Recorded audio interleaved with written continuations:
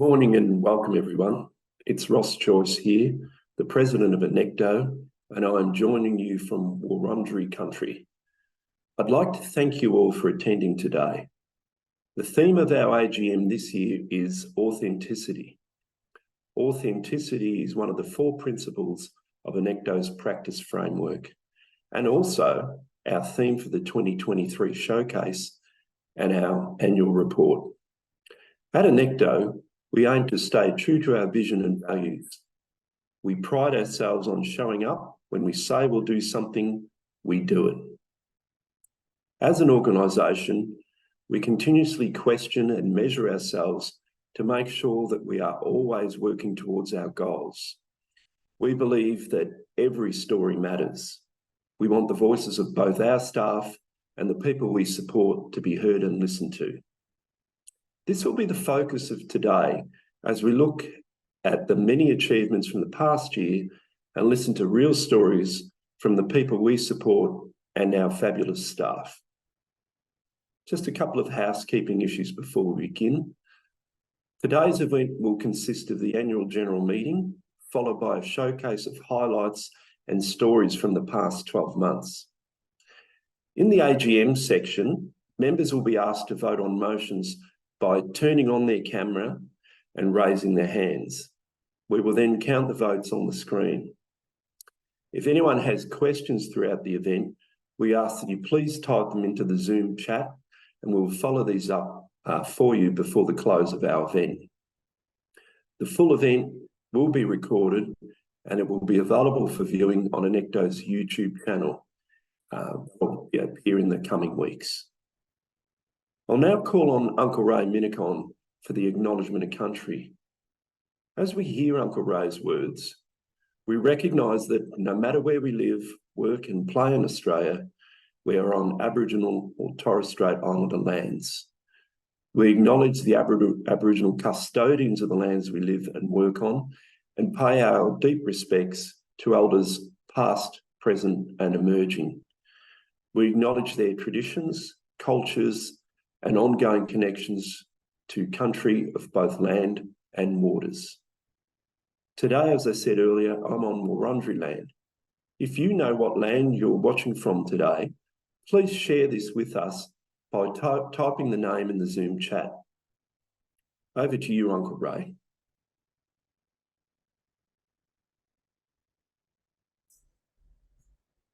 Thanks, Ross, and thanks for that wonderful theme of authenticity again. And also to realise that Annecto is on so many countries throughout Australia here, especially on the East Coast anyways. And one of those is my country, which is Kabi country up near in southeast Queensland on my father's side. So I want to continue to pay our respects to all of our peoples right across the country, whichever land you're on. And we recognise all Aboriginal and Torres Strait Islander peoples from whatever nation they come from and whomever we serve on those nations and who have made their homes in one or more of these homelands of Australia's first peoples upon which Annecto provides its aged and disability services.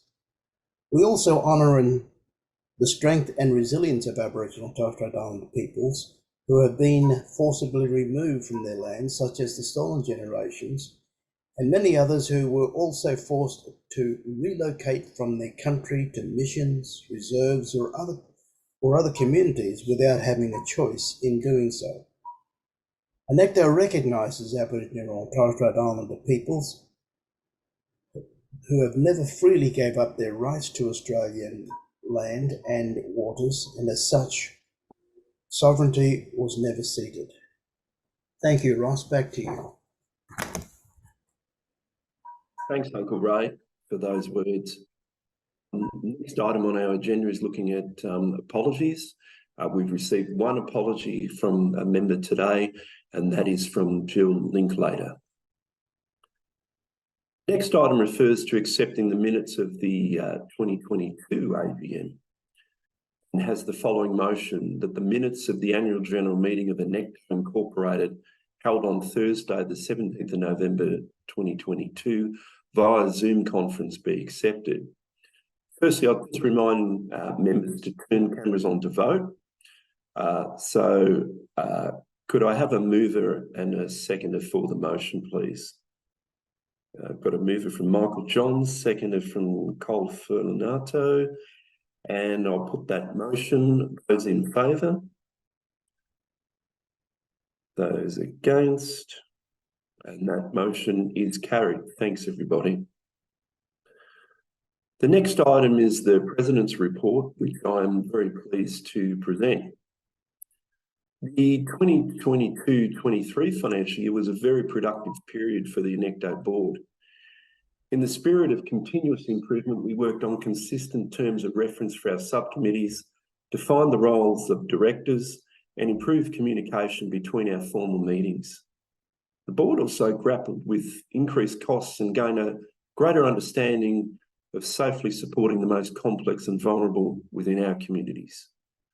In October 2022, board directors also completed a cultural awareness training session in Dempsey with elders who had experienced life in local missions and were part of the stolen generations.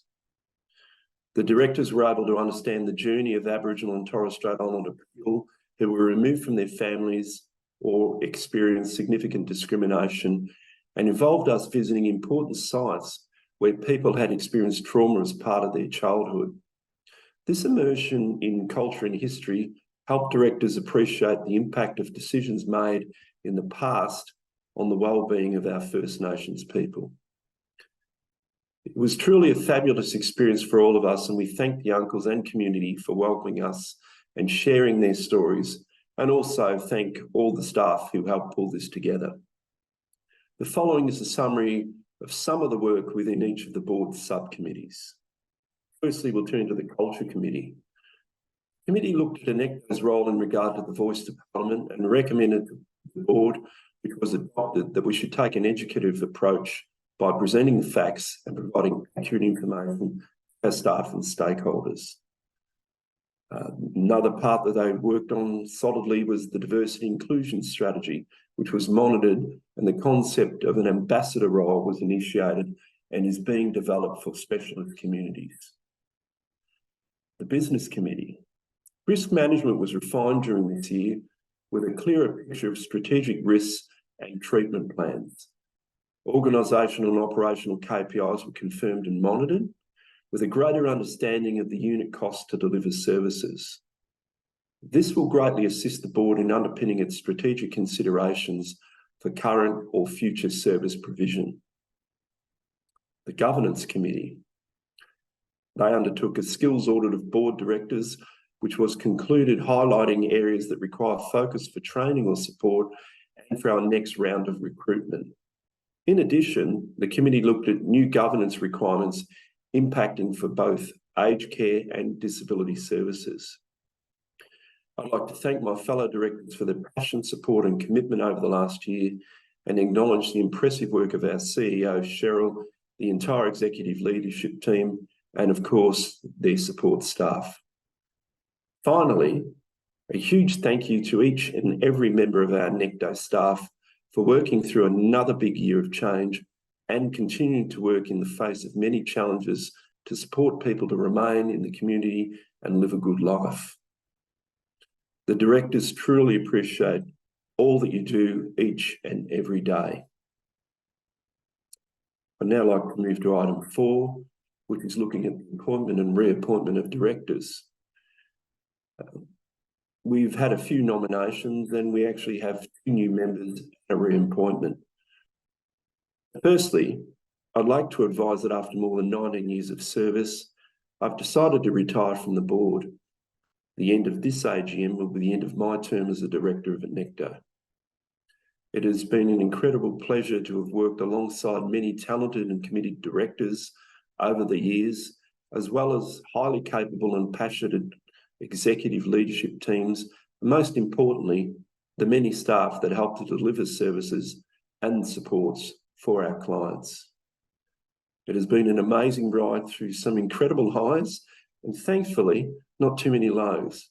And I've learned a lot and hopefully have assisted and contributed in building Annecto into what it is today. Maintaining our values and commitment at all times to providing the best quality and supports that are essential to our clients and customers has been my true passion. The last few years of your president have been an honour, and they have charted us through the changeover of our long-term CEO, Estelle Fife, welcoming Cheryl to Zilwa as our new CEO, continued in significant challenges through the COVID pandemic during this period, not losing services or staff over the period, building our governance capability and capacity with 5 new directors inducted and onboarded, managing the significant challenges with the growth of our services, need for reviews, the financial impacts from changes with the NDIS, and now also in home aged care. Annecto is in a strong position and is capably led.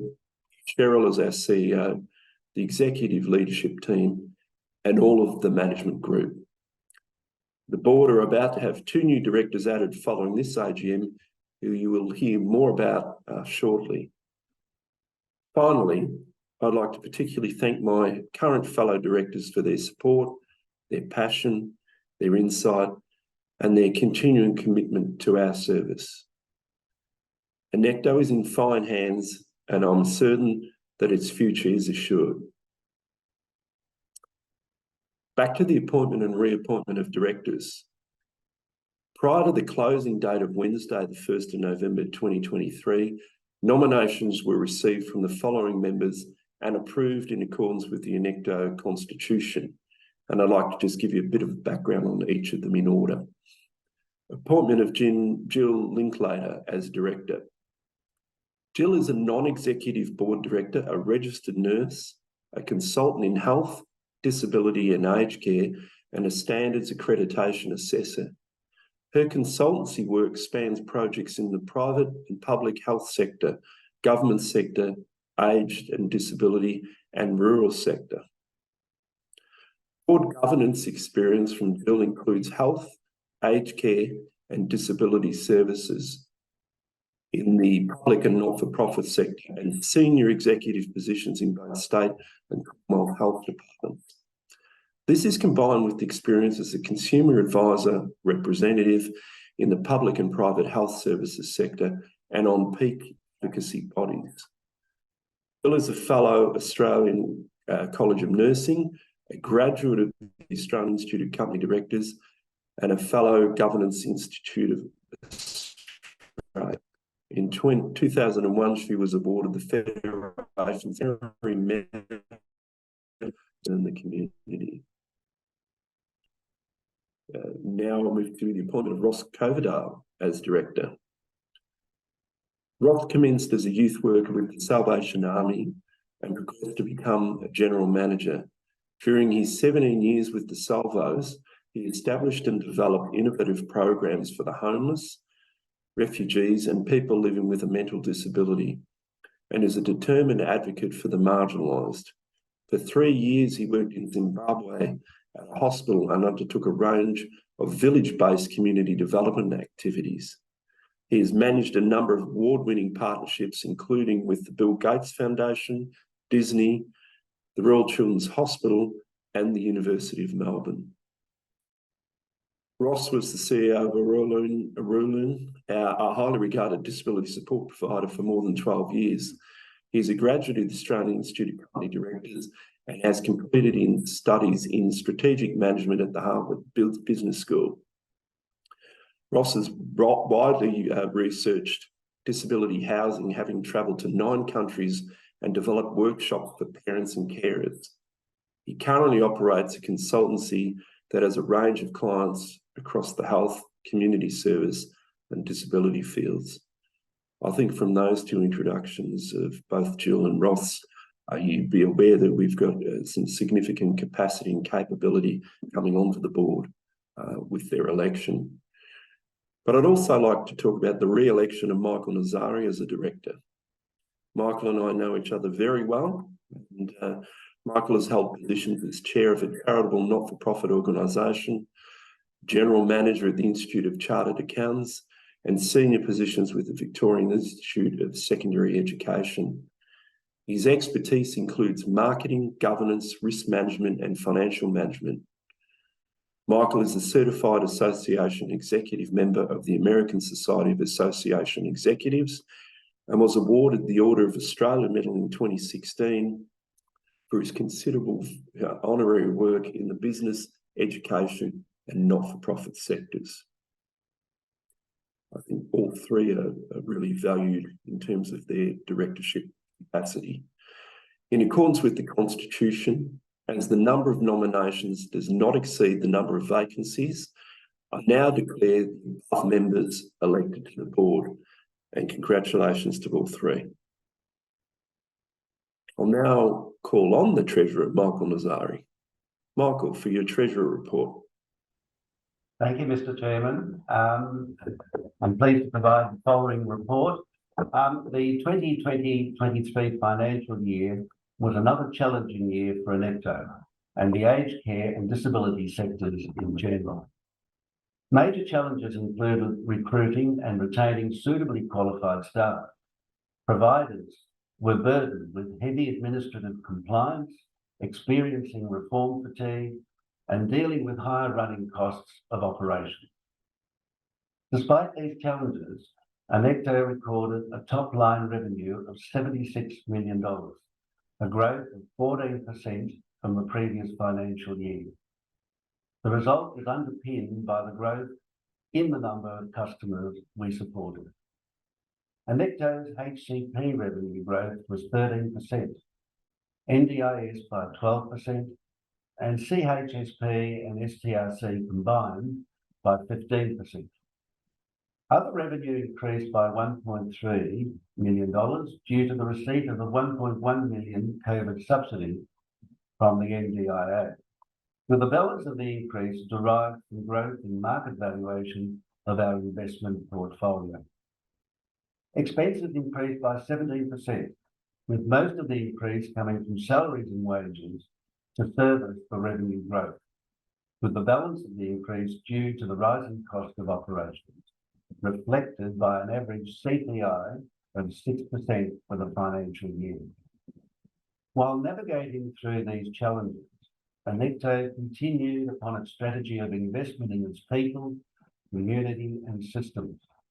Acknowledging our return on investment will flow through in the next financial years and beyond. We continue with leadership training for the next generation of potential leaders within Annecto. Phase 2 of the KPI dashboard modelling. New community hubs established in Victoria and New South Wales. Upgrade of our technical environment with new audio-visual equipment, laptops, and mobile devices. For the year ended 30th of June 2023, Annecto recorded a total loss of $980,000. However, we are confident we will see the benefits of our investments mentioned above in future financial years. In conclusion, I would like to thank our new auditors, RSM Australia, and our outgoing auditors, DFK Kidsons, who have been with us for many years. Mr. Treasurer, I'd like to now move the following motion, that in accordance with Section 97 of the Associations and Corporations Reform Act 2012 and Clause 30B2 of the Constitution of the Association, the financial statements for 2022-2023 financial year be hereby accepted. Thank you, Michael. And if I could just remind everyone to pop the cameras on now. Michael Nazzari has moved that motion. Do I have a seconder for that motion, please? A seconded by Fran Raymond. So we'll put that motion to the vote. Those in favour? Those against? I declare that motion carried. Thanks, Michael, for that. We now move to item 6, which we will look at annual report of activities. So I'd now like to call on our CEO, Cheryl Zilwa, to speak to the annual report of activities. Over to you, Cheryl. Thank you, and good morning, everyone, and thank you for taking the time to be with us today. I'm going to provide a summary of our achievements for the last financial year from an operational point of view. The year was full of challenges, as we grappled with the implications of growth. It was also a transformational period for Annecto, where we felt the full impact of multiple changes to funding in both disability and aged care. At the same time, our cost to deliver services in a safe and clinically sound manner increased significantly. Even though it was a tough year, we continued to invest in systems and tools to help everyone make better and more informed decisions. The data we now receive has driven a fundamental shift in the way we manage and operate services. We've also refined our business intelligence tools, and you'll hear a little bit more about that later, so that every manager can now monitor the outcomes for the people we support and at the same time manage resources in the most efficient way. They're able to get daily reports that shine a light on everything we do, understanding the full impact on our operations. There was significant growth in most services, and all regions focused on sustainability and not growth for its own sake. Our feedback and engagement strategy is in full swing, with regular input from the people we support and from our teams. The staff survey demonstrated high levels of engagement in both office-based staff and our support workers, with an unprecedented level of participation. We had a 70% response rate, showing people cared enough, or a large number of people cared enough to tell us what they think. And in fact, 50% took the time to give me direct and helpful feedback. Some of the key shifts in practice this year will be seen in next year's results, and they include converting many of our long-term casual staff into permanent roles, reducing our reliance on agency staff, and increasing our productivity. And all of this allows us to provide a more consistent service for the people we support while remaining sustainable. There has been a great focus on our diversity and inclusion strategy in the last 12 months, with an emphasis on the structures and systems that support inclusion. Part of the strategy includes the establishment of staff advisory groups for LGBTQIA+, First Nations engagement, and COLD communities. And this year, for the first time, we participated in national benchmarking on inclusive workplaces, where we actually scored above the benchmark in many areas. So that was really well done to us. For the last 12 months, we've also been working on reporting on our clinical and practice governance, with the establishment of a committee dedicated to this task. This group oversees all elements of safe and effective service delivery. And one of the ways in which we do this is through the development of a clinical dashboard that gives us daily information on what's going on in teams in terms of safety and outcomes for the people we support. So there are so many other highlights I could give you, but I think the following outcomes are worth noting. Our data tells us that less people had unplanned hospital visits, demonstrating that we are keeping people healthy and safe at home for longer. Our staff turnover rate has dropped significantly. The number of people we support continues to grow steadily, and in fact, they're staying with us for longer. And we opened 3 new community hubs, one in Western Sydney, Ballarat, and Dubbo, seeing a significant increase in our visibility and connection with the community. So well done to everyone at Annecto for one of the most productive periods of development we've had as an organisation, where we embraced new ways of doing things and started to see the full extent of our strategic plan in action. I continue to be amazed at the collective spirit of achievement in all of our teams, both in the field and in the office. So I want to thank all of you who come to work every day and make a significant difference. You are what makes this organisation great. Thank you. So much, Cheryl. It was great to hear about all of that and how much work goes into it. So we have the following motion to consider, that in accordance with clause 30B(1) of the Constitution of the Association, the annual report of activities of the Association for the 2021-22 financial year be and are hereby accepted. So if everyone can just pop their cameras back on, I'll call for a mover of that motion, please. Cole Natu, we've got you down, Cole. And a seconder for that one, please. Michael Nazzari, a seconder. And all those in favour? Those against? And I declare that motion carried. Thanks, everybody. We will now get to the end of the AGM. We'll take a short 10-minute break. I invite you to be back to your devices for the showcase, which follows. And I will declare the 20th Annual General Meeting of Annecto closed. Thank you for joining us, and I hope you enjoy the showcase. And it's goodbye from me. Thank you. And thank you, Ross, for doing what you have done and led us to this particular stage on behalf of all the board members and on my community too. Thank you for all that you've done. Thanks so much, Uncle Ray, and everyone. See you soon. Hi everyone, my name is Storm Robbins and I'm excited to be your host today. Before we begin today's showcase, we're going to take a short break. During this time, we're going to take a look at some of the exciting things our teams have done this past year. From opening new community hubs to hosting local stalls, events, staff gatherings and so much more. Keep an eye out, you might spot yourself in a photo or two. Make sure you're back in 10 minutes for our 2023 showcase.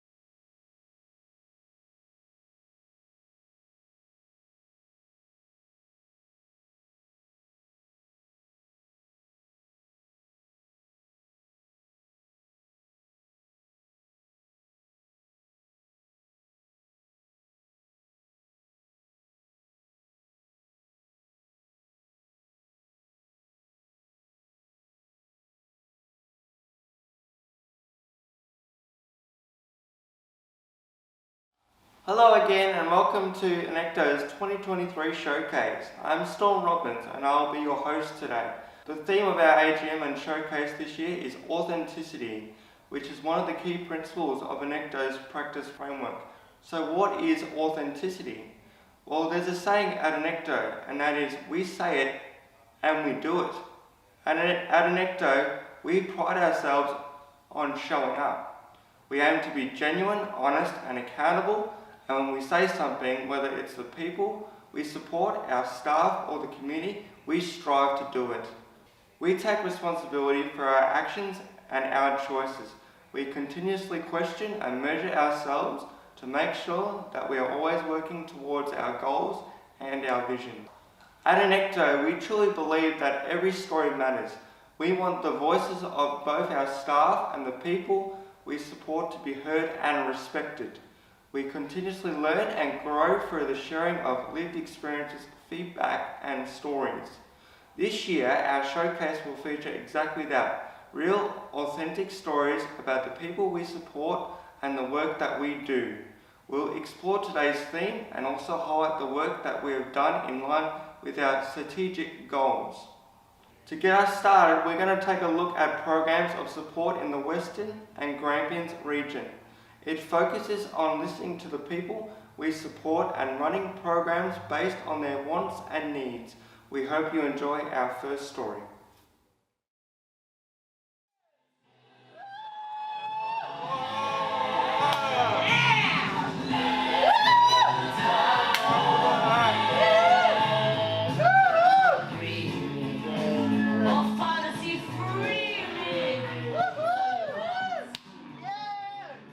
In 2020, the NDIS decided that they were going to change the funding model of group services. So what they proposed to be called is programs of support. So we jumped on that. We actually thought it was an opportunity then to review and revamp the day services model, which in a lot of ways we'd been trying to do for a long time. But it was a really good opportunity, as well as looking at the funding requirements, to look at how we delivered services. So, and we needed to make sure they were feasible. So what we've done is, with programs of support, everything has a learning-based outcome. So it's a 12-week program, and in the 12 weeks we have learning-based outcomes for individual participants, and they work as a group to their goals and aspirations. We look at more individual-based skills, so it might be working on cooking skills, it might be working on getting a job. So it's taking skills that the participant already has and then building upon those to get more learning outcomes and things like that. We do artwork here sometimes. We do drama here, and we do choir here. We do garden too. Yeah, we don't have done this. We like it. Good fun. Okay, couple planning. So we're gonna go swimming. So who took you swimming? Margaret. And what you do in the swimming? Which one you like more, the waves or the hot tub? Hot tub. You like the hot tub? Yeah. Cooking. Cooking. And you do pottery? Pottery.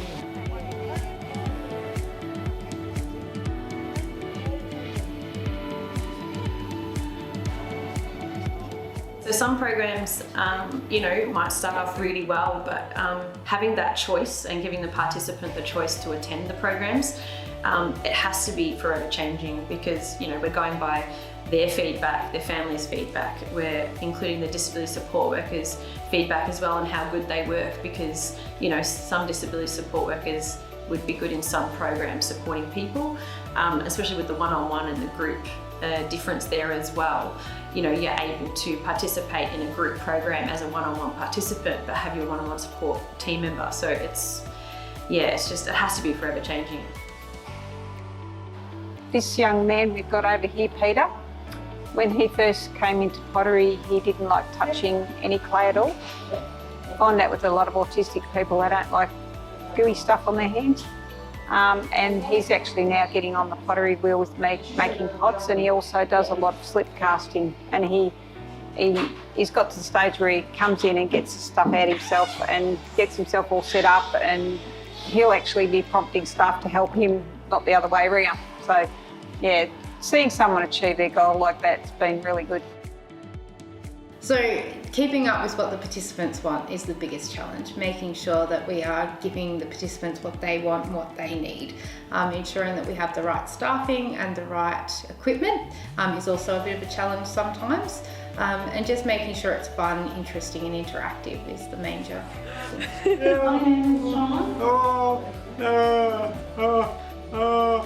I was born on the 8th of October 1962. I love working here, yeah. Just watching everyone happy. Obviously you have some days where they're not, but watching everyone achieve what they want to achieve and being happy. I've learnt a lot coming and working. You learn things every day. Every day can teach you something new. What I learned is to be nice to people.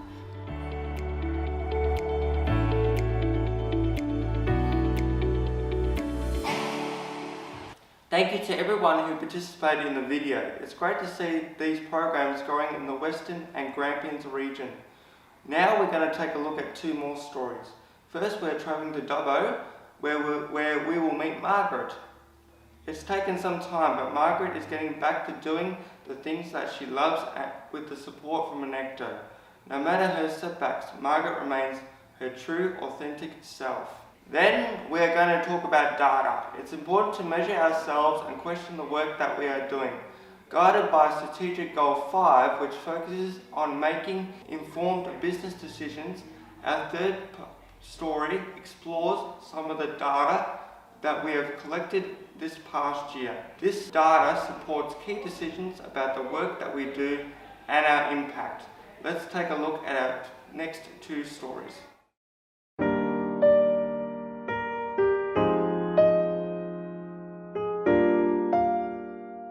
Last year I didn't get my roses pruned. This year I'm determined I'm going to prune my roses. I'm Margaret Hazel, or Margie as everybody calls me. I've been here for 48 years.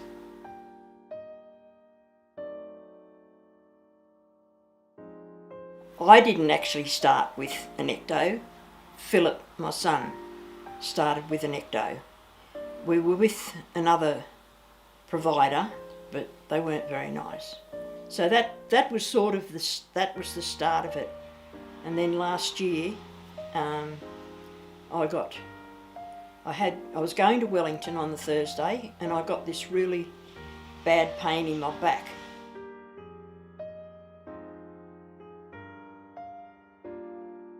I was in hospital 15 weeks, from the 29th of August to the 15th of December. And then they let me come back home here.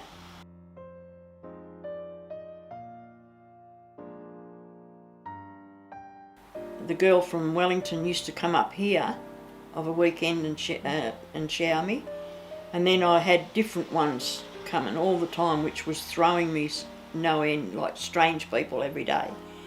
That really knocked me around, because I'd open the door and there's strange people every day. But then I went over to Annecto. You know, I'm heaps better now than what I was, heaps better. I couldn't sit up, I couldn't walk, I couldn't do anything. I couldn't write, I couldn't sign my name, nothing. So from nothing to what I am today, it's pretty good. I feel more like myself now, and I can just potter around and do a little bit myself.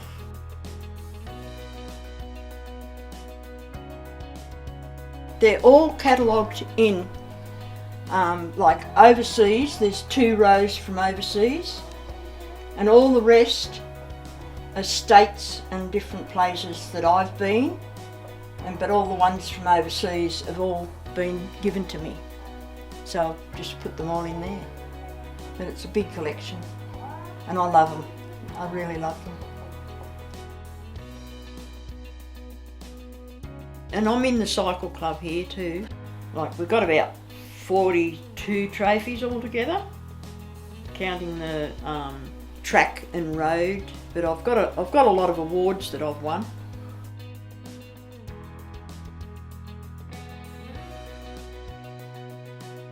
That's what I'm going to do this year. When the gardener's here, I'm going to prune the roses because he doesn't prune them properly. But my dad, he was a landscape gardener and he used to win prizes for Wellington Hospital with the rose garden. And he taught me when I was very young how to prune roses. You must study a rose, you study it. Before you touch it, you study it and see what's crossing and what's not crossing. And if something's crossing, you have to take one out and open up the bush. That's my goal, to get my roses back.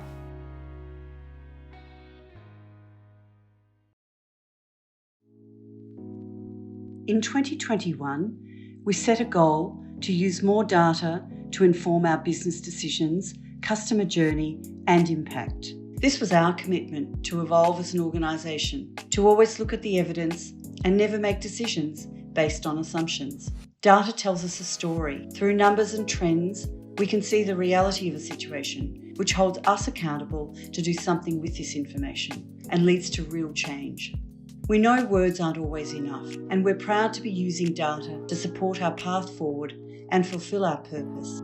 Data helps us to make sure that we meet expectations and targets, deliver on what we said we would do, identify focus areas and themes, and allocate resources to the areas that need them most. To support this goal, we've created nearly 40 data dashboards. These dashboards allow regions and departments to view up-to-date, interactive, evidence-based visual data. Since these dashboards were implemented last year, we've created 400 different pages within the dashboards and nearly 1,000 different data visuals. Overall, the dashboards have been viewed 8,000 times. To break this down, this is 20 views per day. So every day there are 7 visits from our executive leadership team, 8 from our general managers and 5 from our coordinators. Despite these dashboards still being relatively new, it's clear to see the people at Annecto have a real interest in ensuring we're on track and delivering on our word. Some of our most important data comes from our staff and the people we support directly through surveys and feedback channels. It's crucial for us to listen to their experience and champion their voices to make sure we're paying attention to what really matters. The results from this year's staff survey show that our staff want to meaningfully contribute to Annecto's growth. This year, we had 71% of all staff responding, compared to just 49% in the previous survey.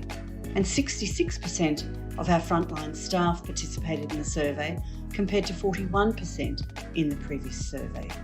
There were 450 direct messages submitted to the CEO, all with meaningful and helpful feedback. The more responses we receive, the more accurate our data is, which ensures any decisions we make are relevant. An example of this process is data from our last staff survey revealed that better systems and processes were required for staff to be able to do their jobs more effectively. We created an action plan and, despite having a tough year, invested in many new systems.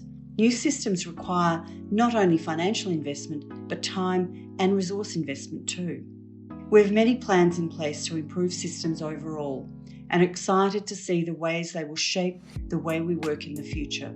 An example of this is the new recruitment system that we rolled out this year. It automated a lot of the time-intensive tasks required in onboarding, reducing administration, and simplifying the recruitment process. Feedback and insights from our customers ensure our services are meeting expectations.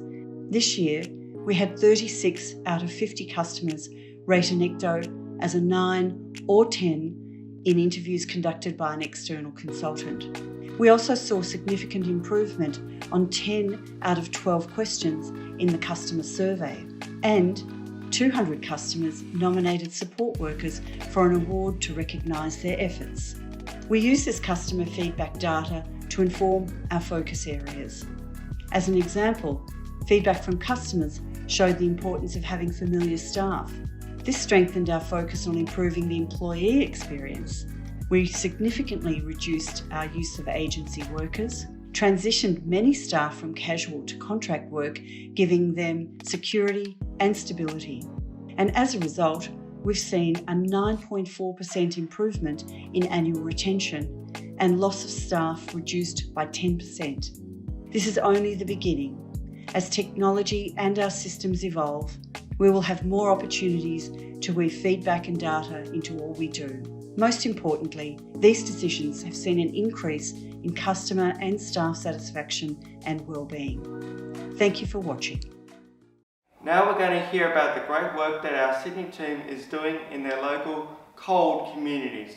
The story features members from the Portuguese, Fijian and Egyptian communities, guided by Strategic Goal 3, which focuses on community development. The Annecto team is growing their market and developing relationships with different communities in Western Sydney. Let's hear now from some of the people we support in Western Sydney.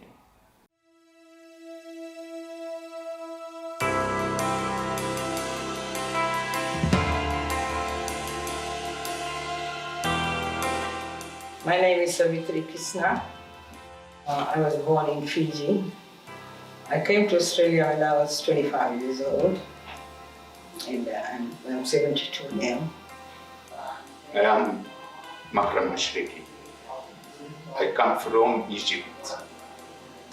I live here in Australia before 14 years ago. Chamo-me Vitor Manuel Pereira Dantas. Idade 66.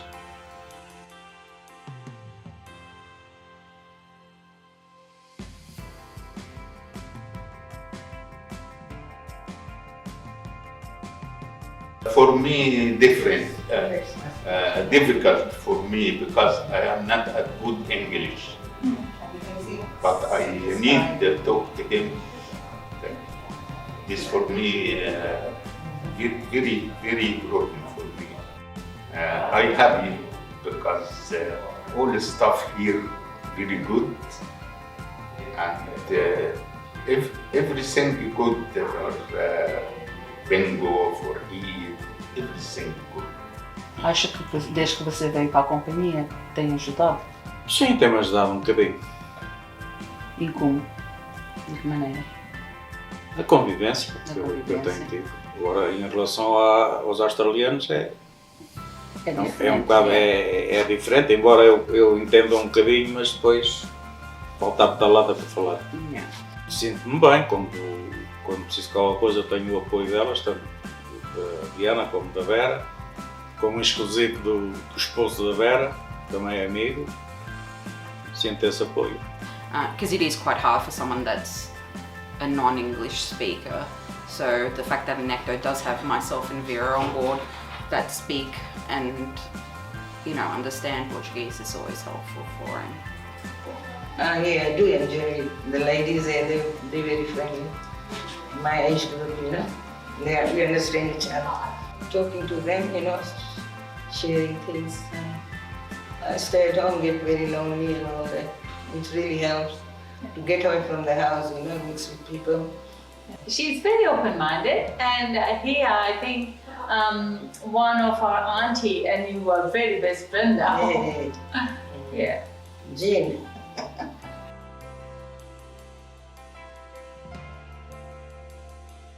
Trip. I like trip. You need to go out.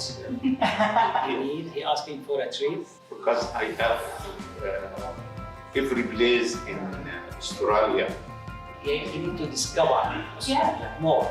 Is there any place in specific that you want to visit? في شيء محل معين حابب تشوفه في أستراليا. في شيء محل جبالة زين حابب تشوفه تزوره. ده وقت يرجع ليكم وانتوا بدكم تتصوروا. تصوروا نيكتو. بس we are to في شيء انت ببالك يعني حابب في شيء سبعان عنه حابب تشوفه. انت كل مكان every place. Everywhere. Now I live in Australia, not I live in Egypt. Ela ajuda-me porque eu sou muito chato, estou sempre a chateá-la e ela deixa-me ajudar. Não tenho outra hipótese. E às vezes também chateia a Vera, isso é raro.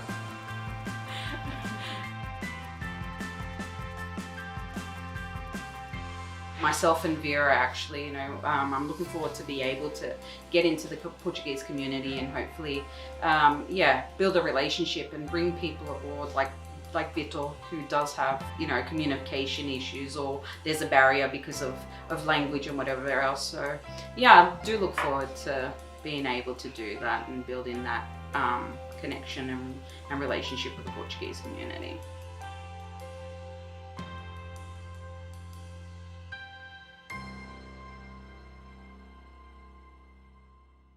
We hope you've enjoyed our showcase so far. There's lots more to come, but before we continue, we're taking a 5-minute break.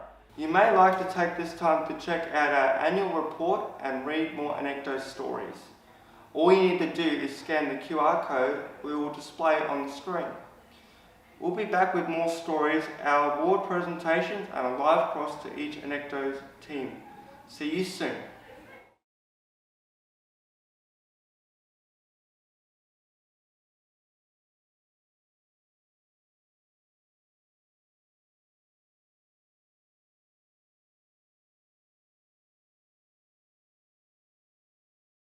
Welcome back. We're excited to share more stories with you. First, we're going to meet Alexandrine. She's supported through Annecto Housing and Support, which helped realise her goal to move into her own home. She is now living the independent life she wants. Good on you, Alexandrine. After that, we're travelling to the Loddon Mallee Region to hear about how the Madura team are supporting people in rural and remote communities. Guided by Strategic Goal 2, which is about building a sustainable national presence, the Madura team are expanding into new areas and contributing to communities far and wide. Enjoy the next 2 stories.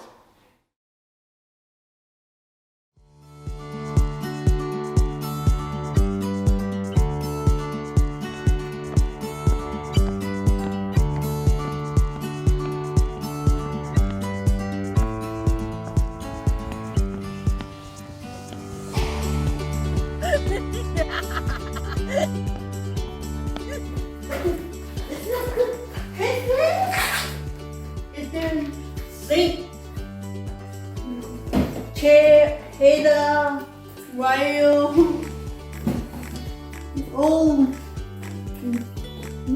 upset too. In tully, and more, that's all my chair. This is my favourite chair.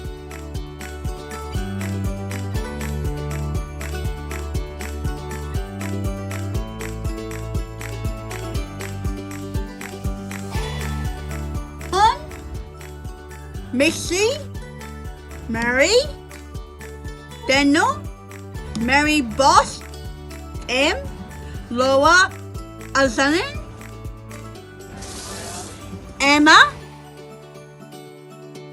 JJ, Destiny, yes, Dranana, Nitu, and Young. What are some of the things you like to do in your home? Listen to some music. I love dancing. I love singing.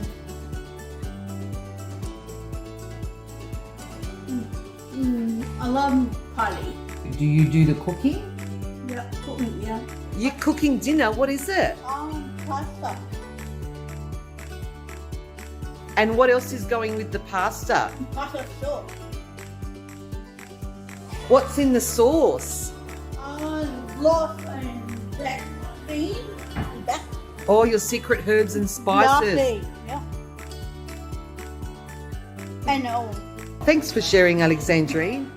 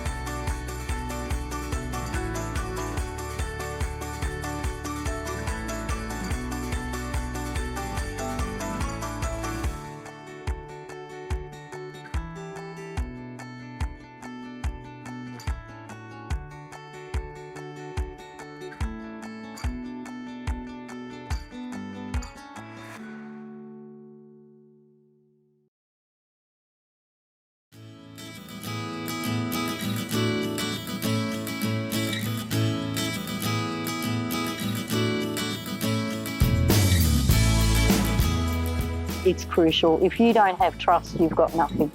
When you live in a community, you have an understanding of how that community works, and you can also link into other elements of that community. Like I go to the local shop and I buy my milk and bread there, so do they.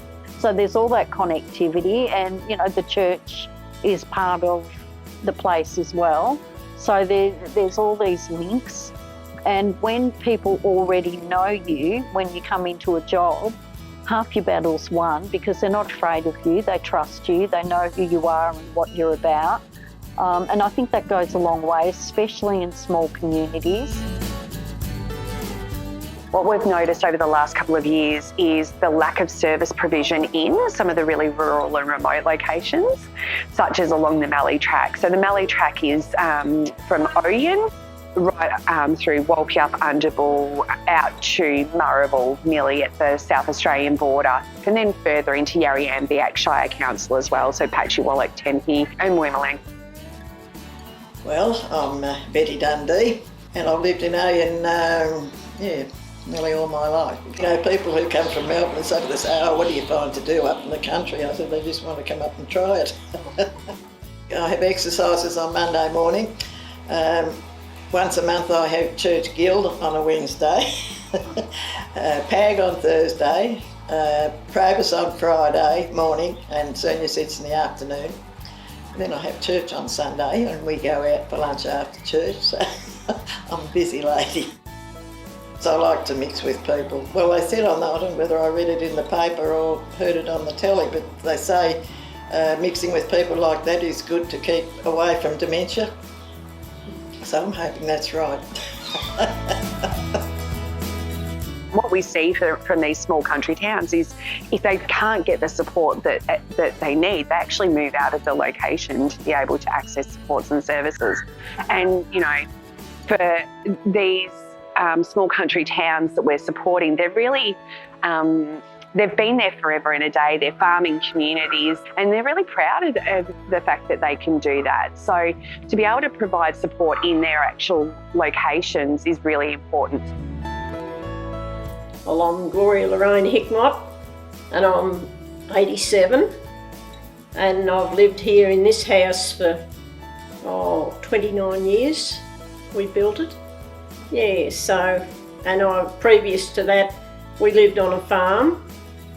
Maggie, she comes every fortnight and for 2 hours, an hour and a half.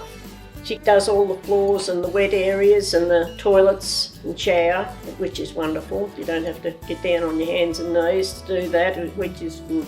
Because it's, you know, it's a big home and like I say, when you build it, you sort of, well, I guess you're not thinking of being on your own, and I like to keep my bowls going because, you know, not only it keeps you active, but it keeps you mingling with other people.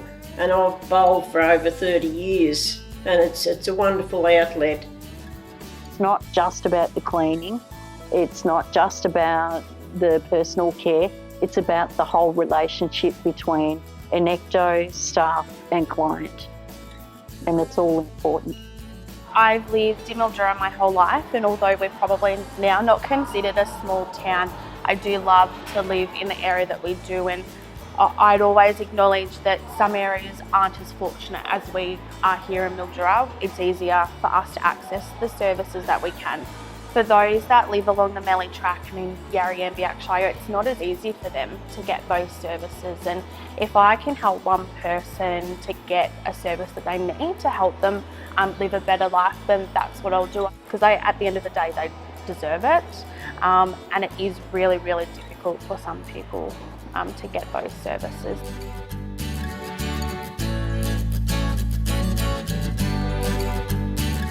Now we're going to hear from the chairs and members of Annecto employees committees. The business and community development team have been working hard this year to grow existing communities and start new ones. The committees are motivated by Strategic Goal 4, which is all about empowering our workforce. The communities are designed to elevate the voices of our staff. It's a space for us to come together and discuss how we can build a more inclusive society. a society where people can be their true, authentic selves, both in the workplace and in the community. It's also a space for staff to discuss social and community issues and build practices to support the work that we do. Let's hear now from the community chairs and members.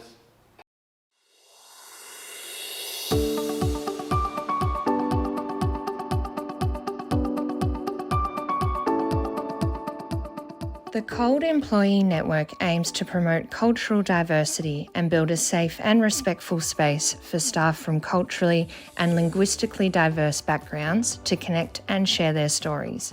Pride Necto brings together staff from across the organisation to increase LGBTQIA+ safety and inclusion in the workplace and wider community. It also provides opportunities for LGBTQIA+ employees to contribute to policies and procedures. The First Peoples Engagement Committee's purpose is to acknowledge, showcase and celebrate Aboriginal and Torres Strait Islander cultures and heritage. The aim of the committee is to build meaningful relationships and encourage truth-telling. We also have 2 new committees. Rural and Remote aims to promote inclusion for staff and communities who live rurally. This committee will bridge the distance by providing support and connection to the wider organisation and other networks. It will be used to identify trends and gaps that those in rural outlying communities face every day. Employees with Disabilities aims to provide a safe space for staff who live with a disability to share their lived experiences and to work together on promoting inclusion and accessibility in the workplace. The work that is happening across each of these committees is inspiring. It's important.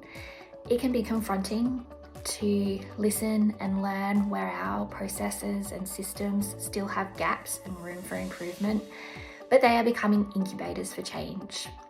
They are a space where you see kindness and support, a desire to learn and do better, and they're a place to connect and build relationships with people right across the organisation. Pride Necto was set up to create a safe space for Annecto's sexuality and gender diverse employees to meet up, share lived experiences, support one another, and take a leading part in the development of policies and procedures that make Annecto a safer and more inclusive place to work. Pride Necto members plan and deliver an annual program of activities aimed at increasing visibility and safety in the workplace. Activities include celebrating LGBTQIA+ days of significance, taking part in community events and conferences, developing marketing campaigns, and participating in training and education. I feel really proud to be a part of Pride Necto, which is basically a group of people coming together to bring about positive change in the workplace. I think it's really important that all of us are able to turn up to work, to feel safe and supported, and to be our authentic selves. Pride Necto is important because it is a place for people of all LGBTQIA+ identities to come together and talk about things that are important for their work life, but also things that are important for their identities and their personal lives. It's a great place for us to tackle things that maybe are falling by the wayside for the organisation, and a chance for people to get together and talk about shared experiences of being a member of the LGBTQIA+ community in the workplace. Yama Yarali Igamilaroi Naya Ina. Hello, I'm a Yarali Igamilaroi woman from northwest New South Wales into southwest Queensland. My name's Paulette Witten.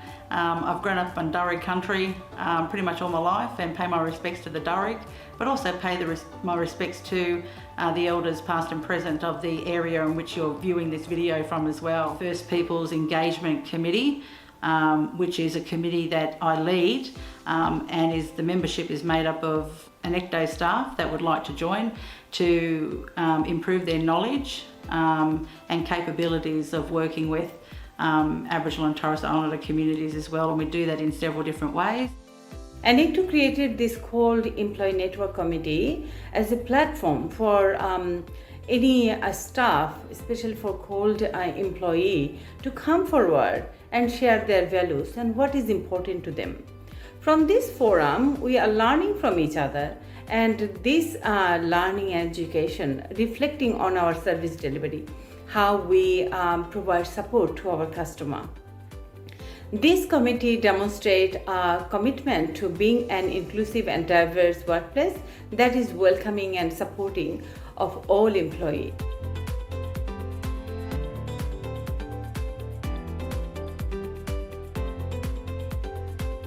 The committee is important to me because I actually get to have a voice as a queer person. I get to be able to talk about my views and say what's important to me in my role at work. Something that I've learned in committee meetings is actually how varied our workplace is. Just the people that we spend time with in our committee meetings are a fantastic group of people, and they're from all walks of life and all different gender identities and things like that. And I've actually learned a lot about my own community that I probably normally wouldn't have, and that's been really awesome to learn.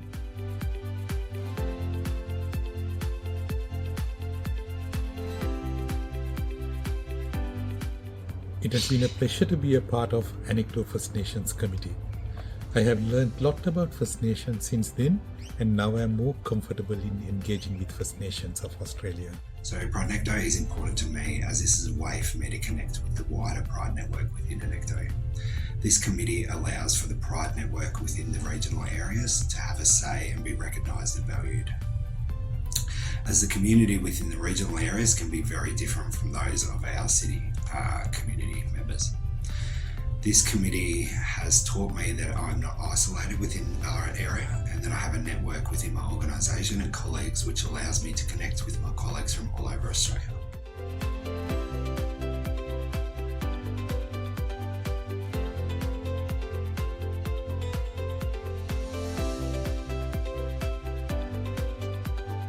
I feel like it's important because I wasn't as confident to work in Australia when I started in Annecto.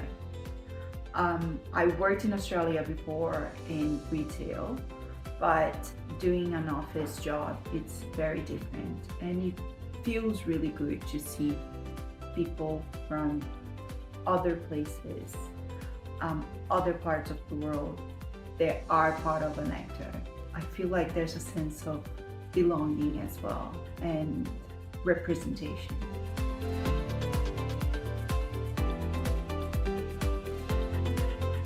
I think the committee has really shown me that, like that whole like difference in culture, and it's really nice to like hear everyone's personal experience or like professional experiences as well, and we can all learn from each other and then put things in place so that Annecto is more inclusive of as many cultures as possible. It's very important because I like to see that there's representation of the LGBTIQ plus community, and just give some of my experience and help support others who are probably feel less supported in their general life, and so I can pass on some of my knowledge and experience and help them through. This committee is important to me because I could relate a lot to other people in society who have come from different countries of the world, because at one stage I was a newly arrived immigrant into Australia when I was 13 years old, and I do remember the struggles that I had, the struggles my parents had adjusting into a new country, a new world pretty much. So this committee is very important for me because I can play my part in assisting with my versions on how to make things better for those who have arrived from other countries to Australia.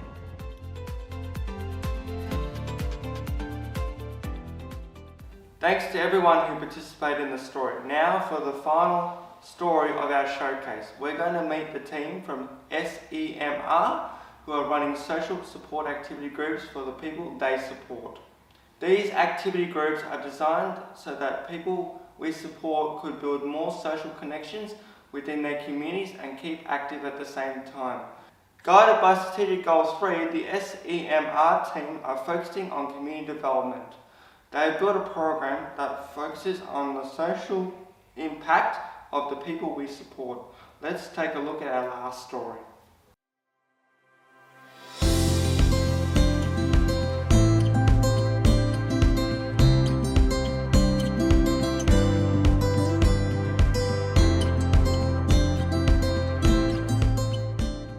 All the activities is designed around re-ablement process. So that's the funding that we have got, like we re-able clients to maintain their independency. We have a discussion with our clients, like the participants who come to attend our center. The topics comes out of the discussion, so it is not what we have to do for them, it is what they actually need, what they're looking for. So we identify a couple of topics, a couple of activities coming out of them, and we build them and we collect resources from experts, the professionals, and we build the activity programs accordingly. I work the community groups on the Tuesdays, Wednesdays and Thursdays. It's very rewarding. I look forward to it every week. We start off with morning tea, we do our first activity, and then we do lunch. We do quite a great lunch and we have a variety. Then we go on to do our second activity and head home. Seeing the clients come in on their first day and seeing how reserved they are, and then 2 weeks, maximum 3 weeks, they're a completely different person. They're so outgoing, they make friends, and some of them come up to us and they say, "Thank you. Before this group, I was so lonely."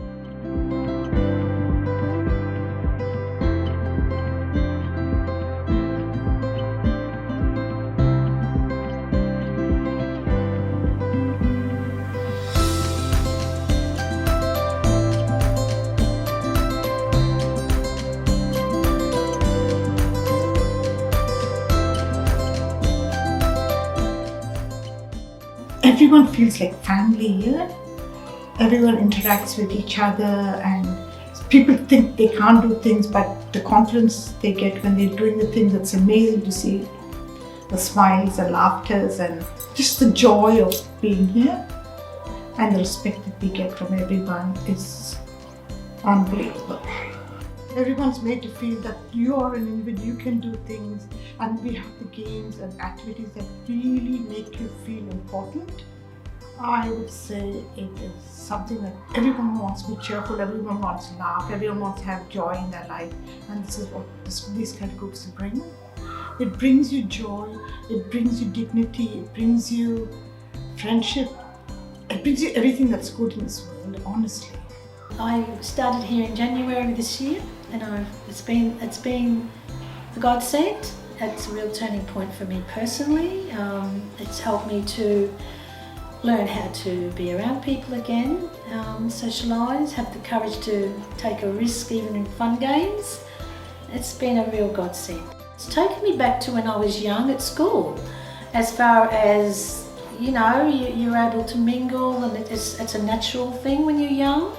But as you get older, or you've experienced certain things in your life, setbacks and traumas, you lose sight of your identity and courage and all that sort of socialised thing. So coming here for me has helped me to find the little Mary back. It's such a happy place. Oh, I think it's really fantastic. Amazing. A feeling of exhilaration knowing you're going to have a happy day. Fun, because you found the courage to live again. We are here, we are in Annecto for a purpose, and I can see that we fulfill that purpose and practically making it happen. And with that, we conclude our showcase for 2023. Thank you to everyone who participated in sharing these stories. It's great to see the real life experiences of the people we support and the work that we do at Annecto. Now I would like to welcome our board member, Jennifer Burrows, to present our 2023 awards. Thank you very much, Storm. We are thrilled to begin the presentations of this year's Annecto Staff Awards. It is always a pleasure to see so many outstanding contributions from all of you, and to come together to celebrate our achievements. Thank you all for the commitment to make a difference in the lives of our customers each and every day. This year, we have 3 awards to present.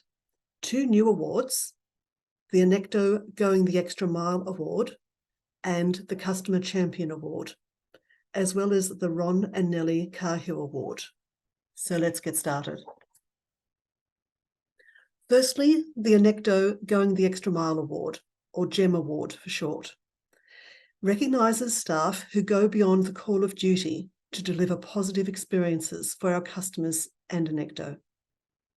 All office-based staff, except ELT and SLT staff, were eligible to be nominated for the award, and nominations for this award were sent in by the Annecto staff. We received 42 unique nominations, with some staff nominated multiple times. Congratulations to all nominees, and a special mention to the Western and Grampians, South East Metropolitan Region, and ACT teams, where we received the most nominations. I am pleased to announce this year's recipient of the Annecto Going the Extra Mile Award is Emmanuel Martuis, or Manos for short, who's the Workforce Coordinator at SEMR. Congratulations, Emmanuel. Manos embodies the Annecto principles and has created immense value for Annecto with an all-inclusive approach with customers and staff. He is a valuable asset to the South Eastern Metropolitan team and the whole of Annecto. Congratulations, Manos, well deserved.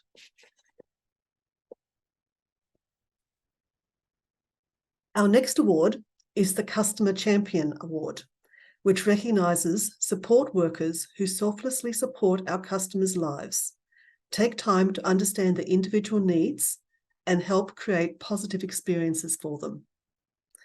Nominations for the Customer Champion Award were received directly from our customers.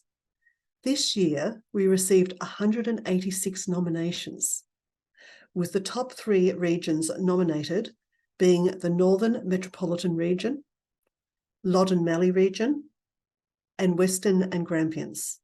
Well done to all our nominees. I'm very pleased to announce this year's recipient of the Customer Champion Award was Danielle Boyd, support worker in Queensland. Danielle has consistently demonstrated exemplary support for her customers with a smile and a great attitude. This results in delivering positive outcomes for all her customers in South East Queensland. Congratulations, Danielle. Last but not least, I'd like to introduce the Ron and Nellie Cahill Award, which recognises individuals dedicated to improving the lives of people with a disability. Sponsored by the Cahill family, this award is in memory of Ron and Nellie Cahill, long-standing committee members of David House and founding members of Annecto. I am pleased to hand over to the Cahill family to tell you more about the recipients of the award this year. Thank you. Good morning, everybody. I'd like to introduce my sisters and myself. I'm Lee Ogden, Pam Morlang and Sandra Kane. We are the daughters of Ron and Nellie Cahill, and the award is in their name. Our brother Glenn started at David House when he was 4, and he is now 64. So he's been going, or did go, to David House for many, many years. It's a real privilege to be able to give this award. David House was an incredible association that worked tirelessly, and our parents were part of that, to keep a place for people with intellectual disability. Our brother Glenn sadly has dementia, and he doesn't remember us anymore, and has also lost the ability to be able to walk. But we have the amazing support from Annecto. Leading on from Lee, who is the eldest of the 3 sisters. I'm Pam, who is number 2, and David House was such an important part of our parents' life and our life as well. We would spend so much time up there getting things off the ground, raising money. I have to make mention of just some other families that who work so tirelessly also alongside mum and dad, and that's Brian and Shirley Leckie, Mr. and Mrs. Burant, the Osborns. Like David House wouldn't exist today without these families, and not only those families, I've only mentioned a few, but they worked tirelessly and it was just a massive part of our life. I'm Sandra, number 3. Glenn was the youngest, so he was really treated like a king by us. We did everything for him and we just loved him to death, and we still do. The Kale Award honours individuals who are dedicated to improving the lives of people with a disability. The recipient of this award has shown a desire to further develop their skills, knowledge and services. At this point, we're happy to announce that the winner is Lucas Bausch. Lucas Bausch is a support worker with Annecto Housing and Support at our Wood Street property. Lucas has been instrumental in providing support to Sharon, a housing and support tenant. Sharon's progress over the past 12 months has been nothing short of amazing. For up to 8 months, Sharon had stopped eating regularly, attending her daily activities and leaving her home. But with the support and encouragement from Lucas and the Wood Street team, they were able to support Sharon in getting back to being her regular self. Lucas was instrumental in supporting Sharon's health team to get her assessed and to get her the support she needed. Today, Sharon is attending day activities, she's back to her usual eating habits, and she's leaving her home regularly to be in the community. Congratulations, Lucas. Your commitment to making a difference in people's life is wonderful. Thank you for your work. Our mother and father would be most proud of you. I would like to acknowledge the other nominees. We'd like to extend a special mention to Santos Tapa from the Western and Grampians region, who was a close runner-up for this award. And congratulations to 15 nominees who all work tirelessly to improve life outcomes of Annecto customers. Just to finish off, even though Glenn is no longer attending David House, it is such a privilege and honour for us, the three of us, to still be part of Annecto. We were so committed because we saw the commitment of our parents and what they achieved. And thank everybody for being in attendance to this Zoom. Thank you. Thank you, Jennifer, Pam, Sandra and Lee, and congratulations to all our nominees and the award winners. Before we close today, we'd like to take this opportunity to cross to and hear from our Annecto teams. Today, everyone will be answering a few questions we've provided. So please introduce yourselves and your team. And we want you to answer 2 questions. What's the one thing your team achieved from the strategic plan this year that you're most proud of? And the second question is, what is your team most looking forward to achieving in the next year? So we're going to start with our Sydney team. Over to you, Sydney. Hello, everyone. My name is Bashar Ibrahim. I'm at our Margaret office with my colleagues representing Sydney, and we are on Darug land. We are proud of many successes in our work, but what we are most proud out of is our office relocation. Having our own space and the opportunities it brings. Moving to a new location is not just about changing physical spaces. It's an opportunity for growth, transformation, and improved collaboration within our Sydney team. Also, our customers look forward to meeting weekly at our Margaret office for social gathering, participating in bingo activities, painting, or watching a movie, which supports them build friendship and reduces their isolation. We have dedicated countless hours and resources to ensure that this new location is welcoming, meets the highest standards, and provides exceptional services to our valued customers. We are excited about the opportunities these new locations will bring, and we look forward to making a positive impact in the Sydney Margaret area.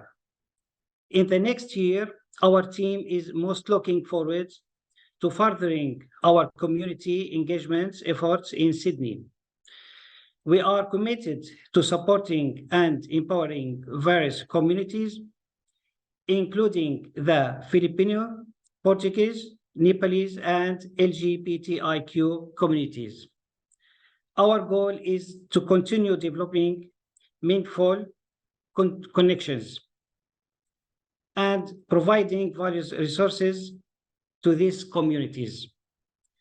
Through collaborative initiatives, events, and partnerships, we aim to foster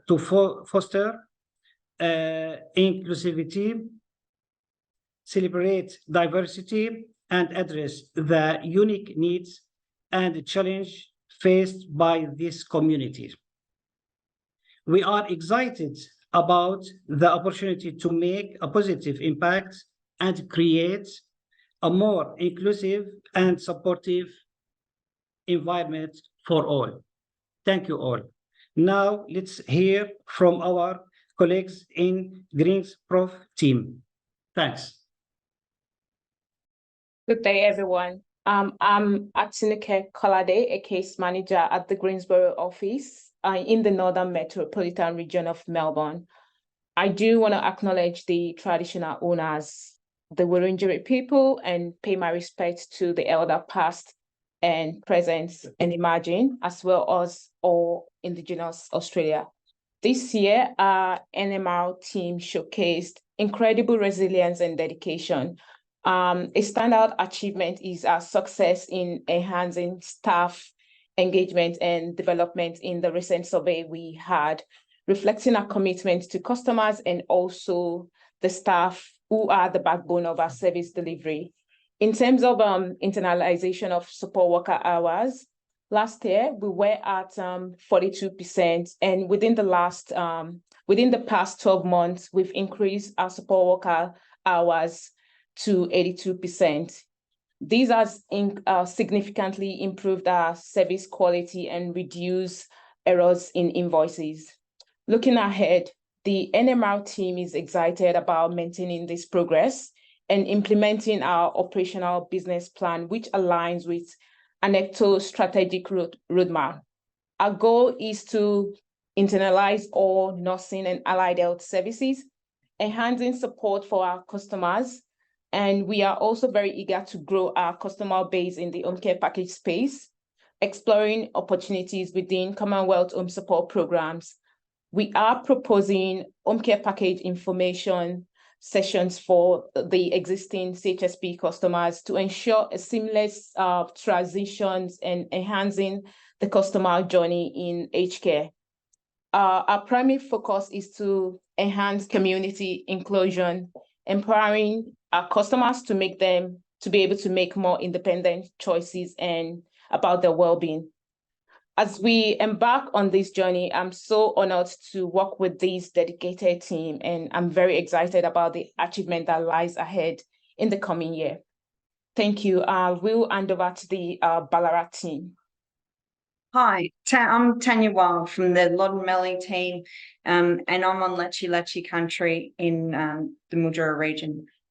Over the past 12 months, we've created an increase in presence across the Loddon Mallee region, and this is because we've taken over local council contracts across the region.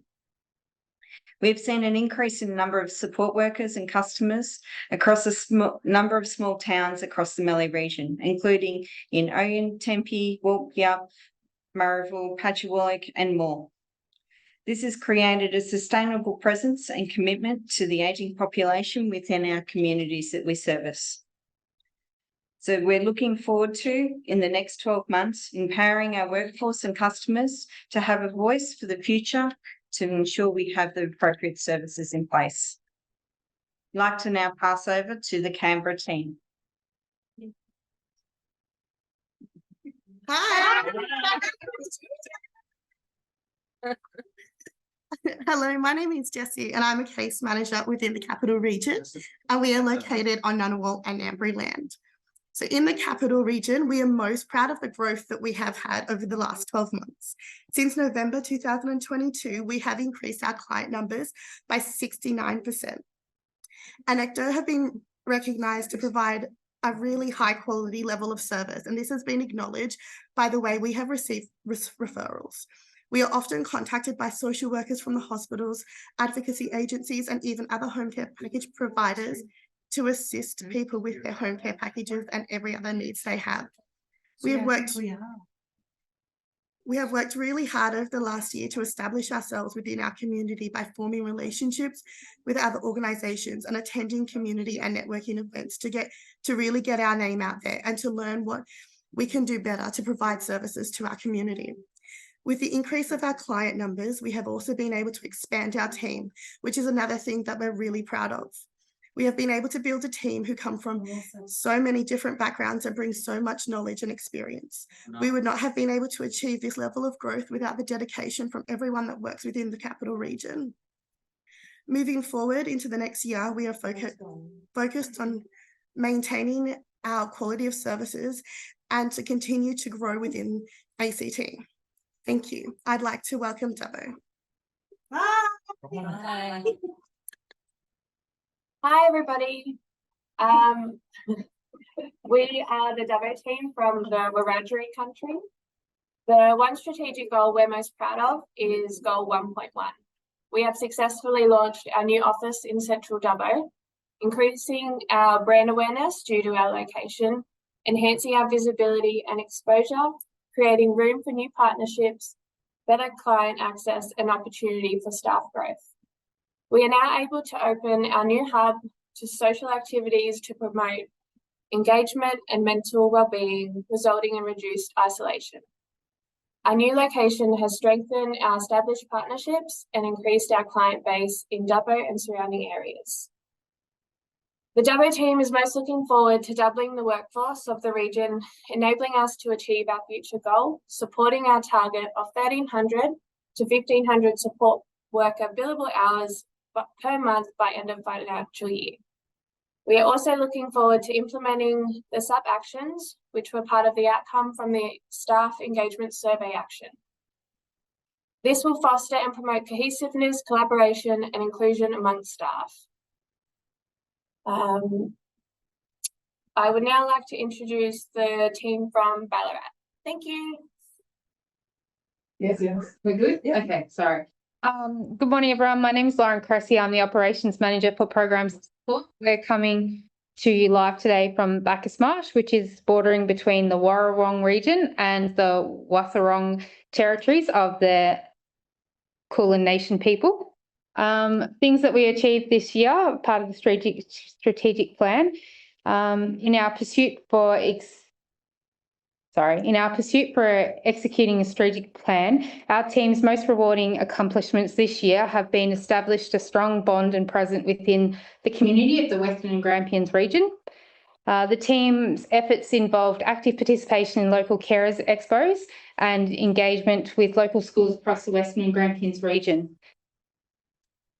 What we're most looking forward to achieving next year is our team is looking forward to and planning and the preparation of our programs of support roadshow, where we will go and visit local areas and showcase off what we can provide to people and their support teams to work towards their aspirations and goals. Thank you. We're now handing over to the Kempsey team. Oh, Yeah.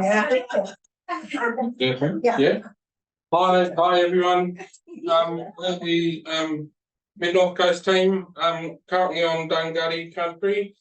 Our area, our team is most proud of with achieving from the strategic plan was focusing on our local area marketing plan, which involved promotional activities, social media presence, approaching local retailers and medical centres, as well as participating in local community events such as NAIDOC Week. Our outcome from these efforts have been an increase in client numbers by 15 new HCP clients belonging to the CALD community outside of our Aboriginal and Torres Strait Islander communities, and increased our diversification of 15%. This is a massive achievement for the Mid North Coast office, as in previous years we've struggled to reach this target. One of the things what our team is most looking forward to achieving in the next year is to reach our client number goal of 100 HCPs and continue a high utilisation of the STRC placements, which would coincide with our goal of over 1,000 support worker billable hours per month. As well as implementing the sub-actions from the staff engagement survey feedback to foster an environment that promotes an informative, cohesive and collaborative team. All good. We'll hand over to Queensland with the Sunshine Coast team. Stay beautiful. Hi, my name's Marissa. I'm representing the Southeast Queensland team. Unfortunately, you can't really see the team, but they're definitely there. Our office is located on the beautiful Sunshine Coast, on the lands of the Gubbi Gubbi people. We service and support people all the way from North Brisbane up to Gympie, which is a distance of about 160 kilometres. We are extremely proud of the growth that we have achieved with our home care packages. We've seen an 89% increase in customer numbers.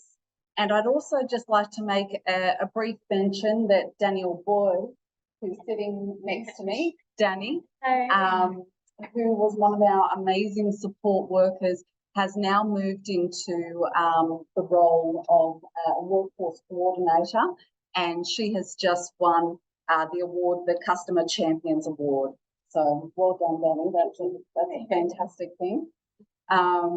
We are also looking forward to, over the next 12 months, having some stability with the team and building some strong relationships with our amazing support workers, because it can be a little bit of a challenge having such a large geographical area. I'd now like to pass you over to Burwood in Melbourne Metro. Thank you. For the GEM Award, it was a wonderful surprise, and for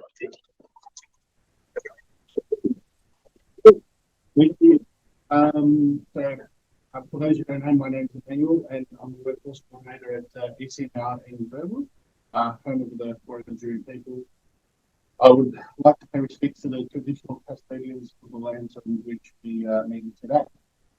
The one thing that our team has achieved from strategic plan is goal number 2, sustainable national presence and expansion of into new areas and products where Annecto contributes to the well-being of the community.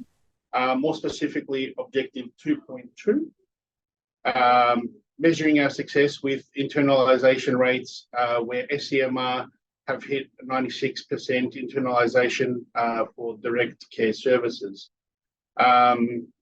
What we're most looking forward to achieving in the year ahead is, as a team, we're most excited about continuing to enhance the experiences of our frontline workforce by focusing on casual conversions to permanent roles, and also creating avenues for our customers through social groups to be more active in the community. Thank you all for your time, and now handing over to Housing and Support.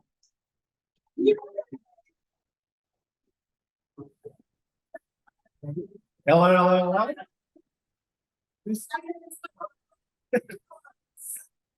Hey guys, my name is Charles Gathuala. It's an honour and privilege to be representing the Housing and Support team today. Currently we're in Minniecon, which is on Wurundjeri country. And so What's one thing that our team have achieved over this year? I want to touch base on strategic goal number 4, which is all about our workforce and our workplace culture. The reason being is that we've encouraged our frontline workers to voice their opinions in relation to the employment conditions, the way they're supported, which will help us with the with helping building with the succession planning.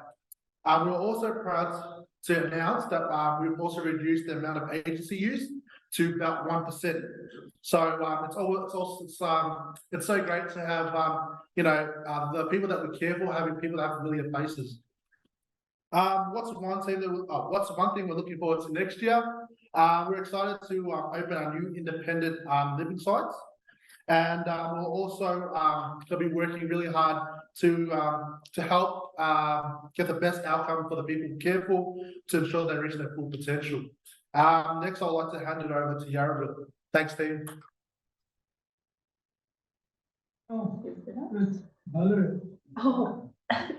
Hello, everyone. Can you hear me? I think you can. I'm Margaret, Operations Manager here in Yarraville on the Bunurong land. Today I'm representing Yarraville and Western and Grampians region. One of our main achievements is working towards Annecto strategic goal 4. This focuses on creating a culture with Annecto that empowers and supports our workforce at every level, enabling us to lead our work with individuals and committees. So in the past year, Annecto has introduced a leadership program called ACEN, which has helped us develop our leadership skills and foster a positive organizational culture. We believe that this positive culture is crucial in achieving our goals as outlined in our strategic plan. Additionally, Annecto has conducted an improved engagement survey, and we're proud to report that we have seen a notable increase in participation rates. It has given us a clear understanding of areas we need to improve on. We are still working towards these goals and are confident that this will see a positive impact moving forward. And now I introduce our Footscray team, corporate services. Thank you. Oh, goodbye.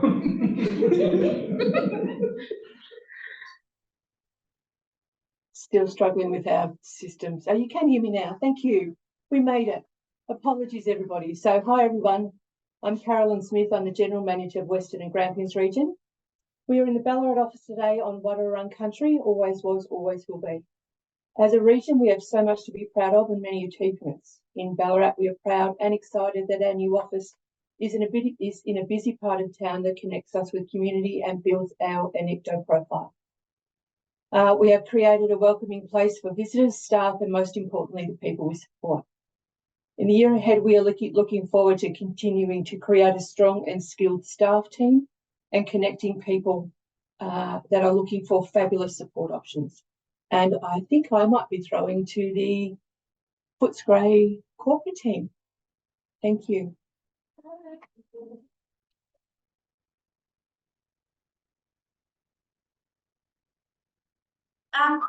Hi, my name is Rejoice Garman. I'm an accountant with the FP&A team. I'm part of the wider corporate services team that comprises of facilities, admin, ICT, shared services, and finance operations. I think the thing we're proud of in the FP&A team is to be able to assist in actually helping the operations be sustainable and achieve the 1 million target hours by having better reports that you can see the actuals versus budget in clients and hours. I think it helps with the delivery and it helps with understanding where each region's target is sitting, and also having a business partner in every region is helping with communications and helping operations in I think working out any issues between finance and operations. And one of the things that our team is looking forward to do in the next financial year, or the next year, sorry, is to have a more closer, intimate relationship with each area of the operation by having a more regular time to be in sites, wherever that might be. And we are looking forward to that, as we know that being where the action is happening would benefit both regions and us. And I am now throwing this over to the lovely Rebecca from PCNG. Hi there, I'm Beck from PCQC, so People, Culture, Quality and Change. And we're here on the Wurundjeri land today, and my pronoun she, her. So PCQC, we work with the whole organisation to deliver on our goal of inclusion. So that's by developing our people, developing culture, developing policies and procedures to help everyone do their jobs and deliver good services, and supporting people to make changes. Over the past year, the thing that we're most proud of in our work is developing our staff and developing culture to provide high quality services. So a lot of things went into that. So things from like restructuring our support around recruitment, changing the recruitment process and updating the careers page, which actually increased our staff headcount by 20%. We've introduced a leadership program across the organisation. So right across the organisation, there's support to be a high-performing team. Increased our clinical governance structure to have that support and assistance there around those situations. We've contributed to a lot of changes in the layer care and the training around it. And as Cheryl was mentioning, increasing the staff engagement survey responses, reducing turnover, and just usual things around our being re-accredited against our standards. Next year, we're really excited to just keep building on that work. So particularly really continuing to use customer voice and staff voice in informing everything that we do. Further developing our training and learning systems and continuing to develop our culture. I'm going to pass over to strategy research and that. Hello, I'm Maz Kennedy. I'm a project lead from the strategy research marketing team. We now include business and community development. My pronouns are they, them. We have an incredible highlights reel for the last year. So we have picked just one to focus on, and that is our KPI dashboard. And community and business development's biggest achievement this year was the Coolabah Arts Hub launch. We're very excited as a team in general, but next year we are really excited for the launch of our research unit and our project office project. And I think I'm going to Cheryl, maybe. Am I? I don't know. So quickly. Well, I just wanted to thank everyone for participating today in all of the offices. Thank everyone for providing stories, for being honest, for sharing. It's been fabulous, and I've loved it. I hope all of you have loved it. So I want to thank everyone for their time and effort. I particularly want to thank and acknowledge the marketing and communications team for such an amazing job they've done in putting this together. And here we are on a laptop, by the way. So for those out there, thank you. We've just enjoyed it so much. I'm going to finish though by acknowledging our outgoing president, Ross Joyce, who has been with us for 19 years. Ross has been an incredible support to the organisation, has shown incredible leadership, has led from the front, has led some of the initiatives, our Aboriginal strategy, our community development work, and has been a champion for staff as well. So I just wanted to take this opportunity to publicly acknowledge Ross in front of all of you and to give him one of the small gifts, or one of the large gifts, one of the gifts, to thank him. And it's not a watch. And it's not a gold watch, but it is a beautiful gift, and I'm going to tell you, from the Coolabah Art Gallery. Fantastic. And so I am going to ask Ross, I'm going to hand it over to Ross and thank Ross very much for his input. And I'm also going to ask Ross to rip it open. Sure. And you could acknowledge. Now. Very compliant, so I've pulled it open. There it is. It's a lovely piece of work. And this will go with the other pieces of work that I do have that I bought from the Coolabon on a trip when we went up there late last year. So yeah, really happy to have that. And look, thank you so much. Thanks everybody. It's been a blast all my time at Annecto. As I said, there are a couple of times I'd rather forget, but we'll keep those in-house. But look, overall, it's been a fantastic journey. I really appreciated all the work that everybody's done over that length of time. It's been great to be a part of the board and working on the governance. And I just wanted to let the staff know that the board really takes its role quite seriously. We put a lot of energy and effort into that. We're supported really well by Cheryl and her team as well. And, you know, we're always looking at how can we do things better? How can we make it better? What else can we do? How else can we drive things along from our end? I think the culture of the organisation comes from the board itself. And I think we've tried to continue to make sure that that happens. And what's interesting is that Annecto is such a large organisation now and spread across quite a number of areas. So it's really good that just listening to a number of things, whilst I wasn't in the room all the time, I still had it on, actually you could hear it all around the building. Still had everything on happening in the other part that I was in. So it was really great to hear the staff teams and the commitment and the passion that's there. So I'd just like to say thank you. And yeah, I'm retired now. From this. Thank you, Ross, and a big round of applause.